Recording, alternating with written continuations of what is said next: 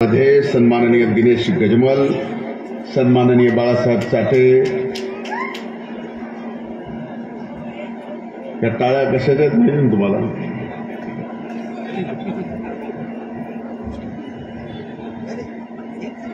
सन्माननीय प्रल्हादजी सुरवसे, सन्माननीय किशनजी बुंदेले, इथं उपस्थित प्रभाग क्रमांक 10 उमेदवार सरोजा गौतम डावरे, प्रभाग क्रमांक 10 उमेदवार महेश गोविंद मुंडे, प्रभाग क्रमांक 10 उमेदवार आदरणीय कुसुम काकू ताते,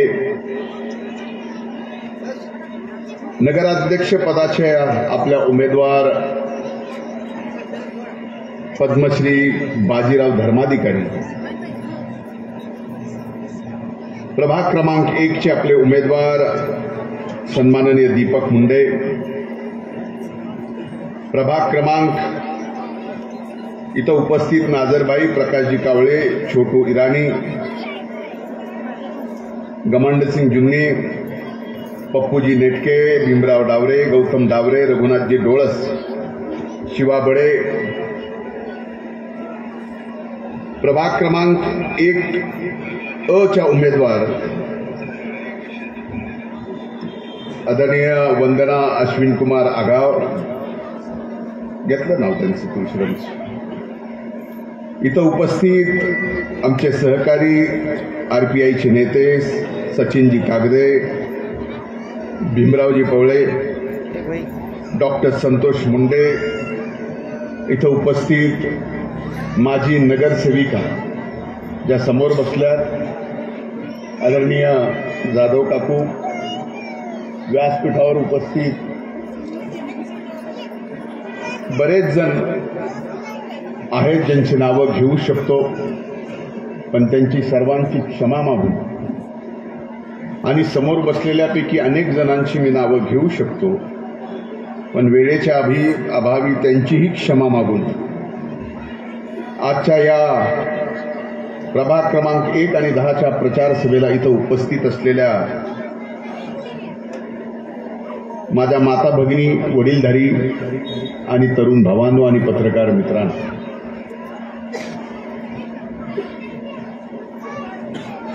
खरं पाहिलं तर शिवाजीनगर आणि या परिसर आम्ही ज्यावेळेस राजकारणाला सुरुवात केली, जिल्हा परिषदेचा सदस्य म्हणून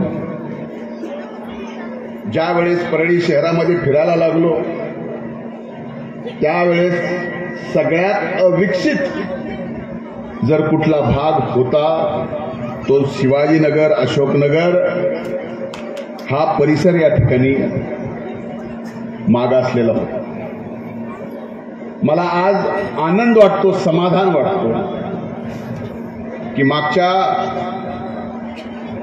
नगरसेवकांनी आपल्या कार्यकाळात अतिशय चांगलं काम केलं, त्यामुळंच आज एवढी मोठी गर्दी आजच्या सभेला झाली. आपल्या सगळ्यांचे मी मनापासून आभार मानतो. या प्रभागामध्ये जागा होत्या 3.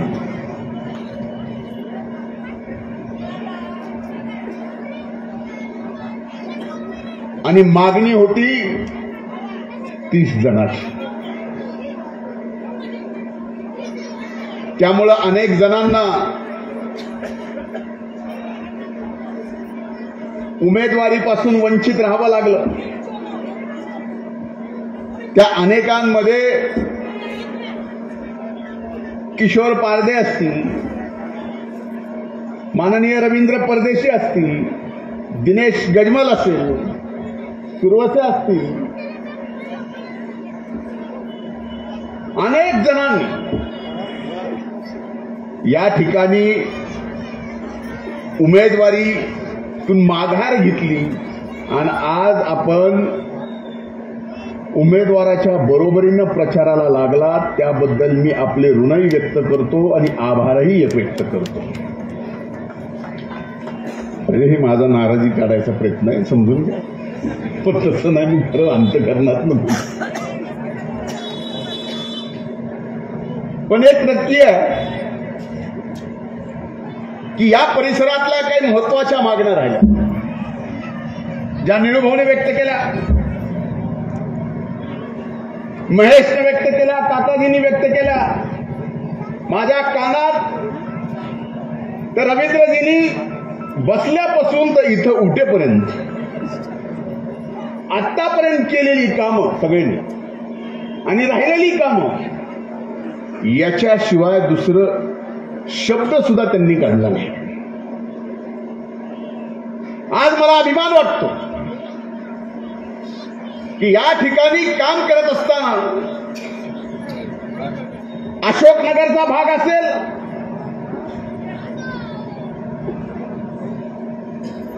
या परिसरामध्ये सगळीकडे गुडघ्या एवढ्या चिखलात जावं लागेल. खरंय का नाही? आता तिथं नाल्यासहित रस्ते झाले. एक रस्त्याचं मी नारळ फोडलं होतं मारुती मंदिराचं, त्याच्या प्रशासकीय मंजुरी होऊन 17 कोटी शहरातली सगळी कामं मंजूर झाले आणि आचारसंहिता लागली, त्यामुळे राहिलंय. आचारसंहिता 3 तारखेला संपेल. 4 तारखेला त्या मारुती मंदिराच्या समोरच्या रस्त्याचं सुद्धा काम चालू होईल. हा शब्द मी आपल्याला या निमित्तानं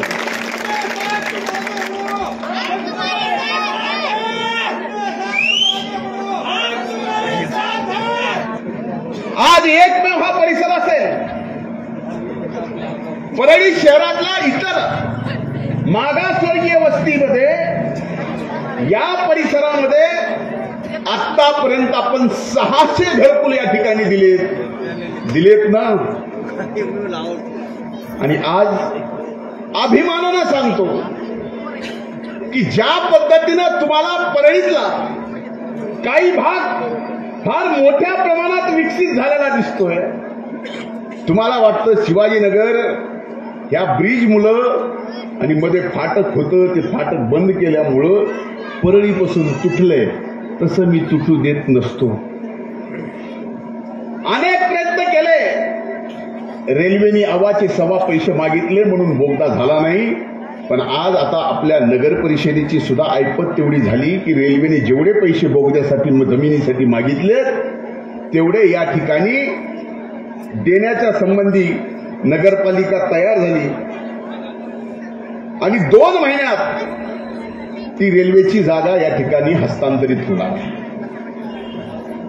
दुसरी महत्वाची गोष्ट, जो की मी शब्द दिला, नागसेन नगरमध्ये बसून मी हा शब्द दिला की मी काही करीन, पण नागसेन नगरमध्ये राहणाऱ्या आमच्या प्रत्येकाचे पीटीआर त्यांच्या नावानं करून देईल, कारण ती जागा निर्मितीची होती.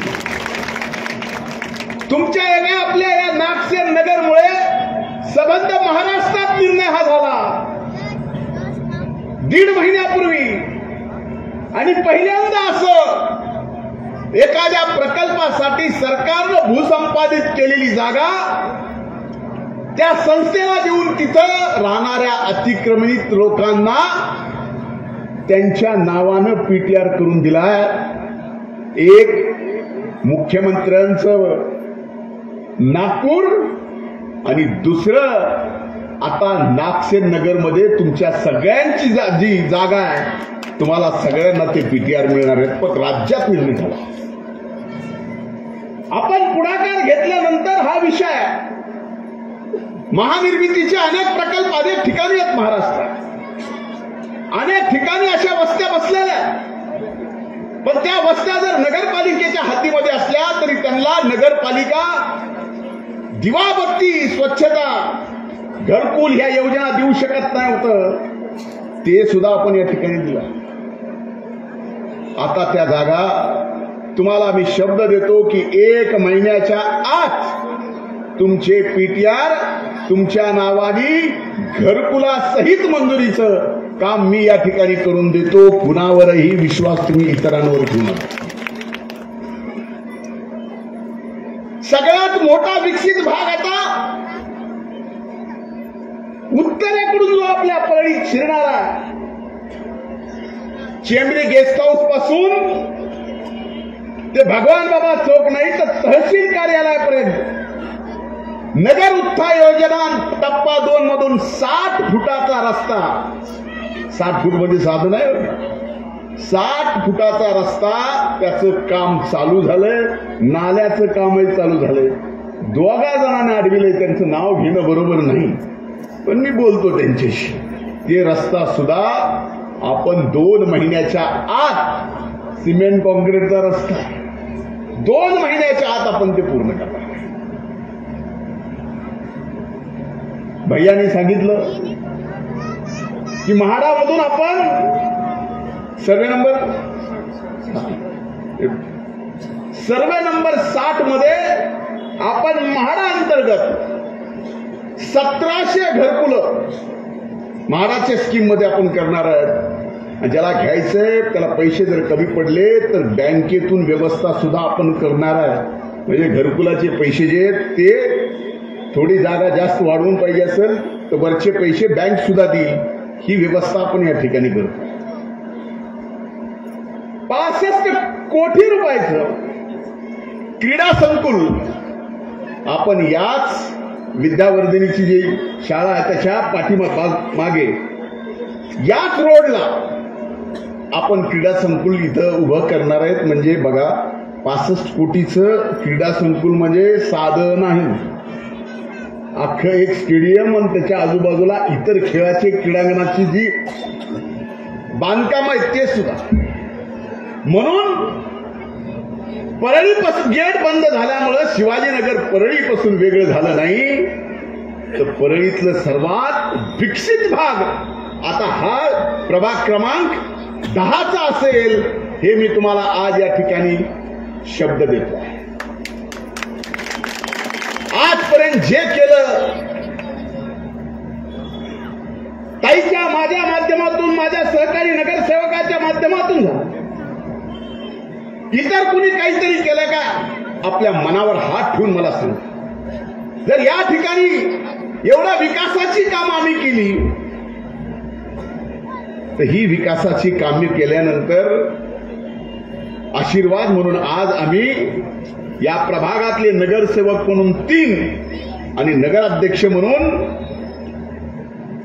पद्मश्री बाजीराव धर्माधिकारी आणि प्रभाग 1 मधले सुद्धा इथं मतदार आहेत, तिथले 2 उमेदवार या सगळ्यांना म्हणजे एकूण 1, 2 इथं 4, 3 घड्याळ आणि 1 कमळ आणि प्रभाग 1 मध्ये दोन्हीही घड्याळ, एक कमळ 1 घड्याळ आणि अध्यक्षाला घड्याळ. आज मला एवढंच सांगायचं, या परिसराने माझ्यावर भरपूर प्रेम केलं. अनेक निवडणुकीत मी बघितलं, लोकसभेच्या निवडणुकीतही आणि विधानसभेच्या निवडणुकीत आपण एवढे भरभरून मतं दिली की मशीनला सुद्धा मोजायला कंटाळा येत होता. हे उपकार मी कधीच विसरू शकणार नाही. तुम्ही आमच्यावर, आमच्या कुटुंबावर एवढं प्रेम केलं की या प्रेमाची परतफेड आम्ही आमच्या पायाची, आमच्या अंगाची कातडी करून तुमच्यात जोडे जरी केले तरी ते फिटू शकत नाही. सभागृहाच्या संदर्भामध्ये काही मागणी आहे. अशोकनगरमध्ये कंपाऊंड वॉल मंजूर झालंय, आता त्याच्यासोबत बौद्ध विहार दोन्हीही एकदाच त्या ठिकाणी भूमिपूजन करण्याचा आज मी आपल्या सगळ्यांना या ठिकाणी वचन देतो. ते सुद्धा काम झालं. सिमेंट रस्त्याचे काम किती? अशोकनगर आणि त्या परिसरात जे सिमेंट कॉन्क्रीट रस्त्याचे काम झाले तेही 6 कोटीचे झाले. आज मी आपल्याला एवढंच सांगतोय की या परिसरामध्ये आता हा ओव्हरब्रिज आहे, बिचारा म्हातारा झालाय, वर्षाला एकदा डागडूस करावं लागते, बरोबर आहे. मी शब्द देतो की येणाऱ्या आजच्या तारखेच्या 2026च्या याच्याच बाजूला पॅरलल एक ओव्हरब्रिज वेगळा करावा लागणार आहे. त्याच्याशिवाय वाहतूक आपली सुरळीत होणार नाही. तेही 1 वर्षाच्या आत त्याची मंजुरी आणून काम चालू करण्याचं वचन मी आपल्याला देतो. हे तर कुणाच्या डोक्यात नव्हतं. संबंध परळी शहराची, परळीतल्या एक गल्लीतली, एक वस्तीतली विकासाची ब्ल्यूप्रिंट आमच्याकडे आहे. आणि ती ब्ल्यूप्रिंट तयार नाही. उगाच बोलायचं म्हणून बोलत नाही, तर या ठिकाणी आम्ही विकास करून दाखवतो. आणि ते विकास आम्ही करून दाखवलाय. मग ते सार्वजनिक असो की व्यक्तिगत असो. आपल्यापैकी अनेक जणांना वेगवेगळ्या अडचणी आल्या असतील.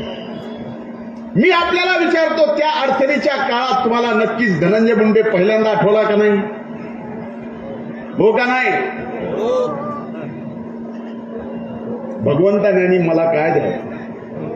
जर एखाद्या व्यक्तीला अडचण आली तर देवाच्या अगोदर धनंजय मुंडे सारख्या एका कार्यकर्त्याचं नाव त्याला आठवतं, त्याचा फोन नंबर आठवतो आणि ती अडचण सांगतो. याच्यासारखं देवाने आपल्याला नशिबान किती करावं. म्हणून इथून पुढच्याही काळात संबंध माझं जीवन तुमच्या सेवेत जाणार आहे. त्याच्यात आम्ही कुठेही कमी पडणार नाही. हेही मी आपल्याला या निमित्तानं वचन देतो. आपल्याला फारच थंडी वाजायला लागली. प्रत्येकाने हाताच्या घड्या घातलेल्या आहेत. मी समजू शकतो. इथं बसलेल्या अनेक पडशील वरून बरं का. मी एकदा बघितलं वर किती लेवलला आले म्हणून.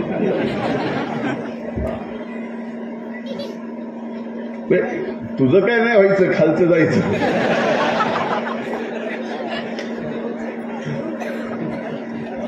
म्हणून माझी आपल्याला विनंती आहे की येणाऱ्या 2 तारखेला प्रभाग क्रमांक 10 मध्ये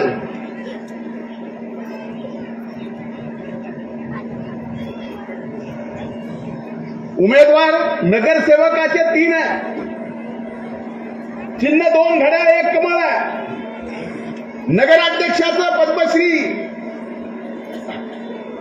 पद्मश्री बाजीराव धर्माधिकारी नशीब म्हणा.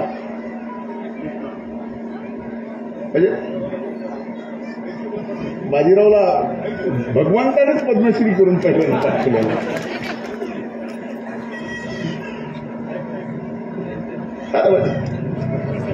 ते म्हणते ना जोडिया ऊपर बनाती.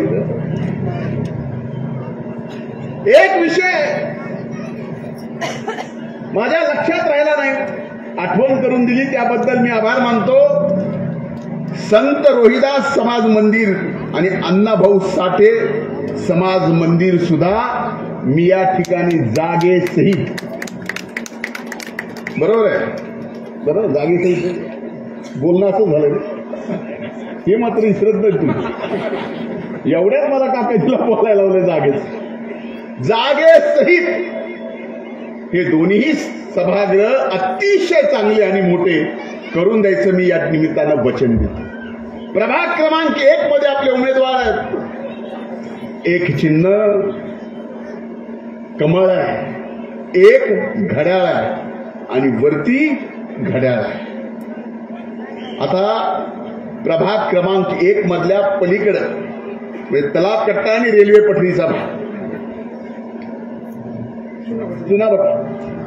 हा सगळा लोकसभेची निवडणूक झाल्या जाहीरनामा निघाला होता का नाही? सगळं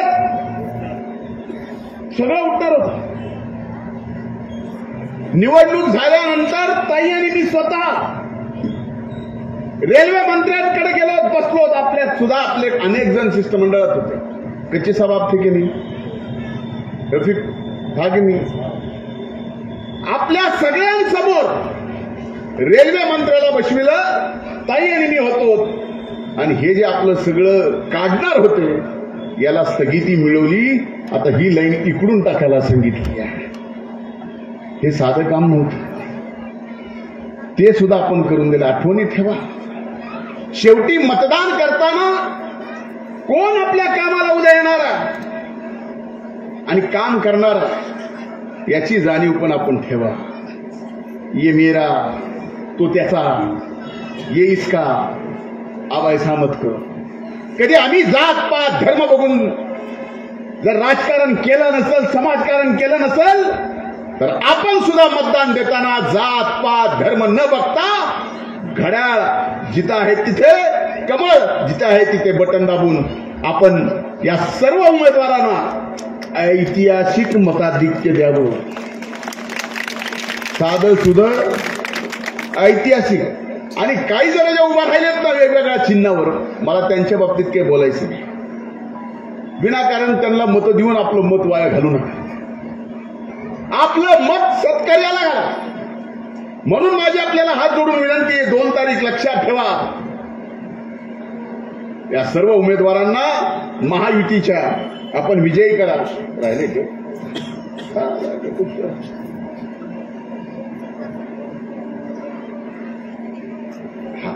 मंदिर वगैरे कंपाउंड बोल दिया ना मैंने, नहीं बोला. अच्छा, फिर से बोलता हूं, फिर से सुनो. वाल्मिकी समाज मंदिराच्या कंपाऊंड वॉल आणि मंदिराचं जे आहे सगळं काम मी करून देतो. पहिलंही दिलंच आहे ना, बरोबर आहे. ते सुद्धा मी करून देतो.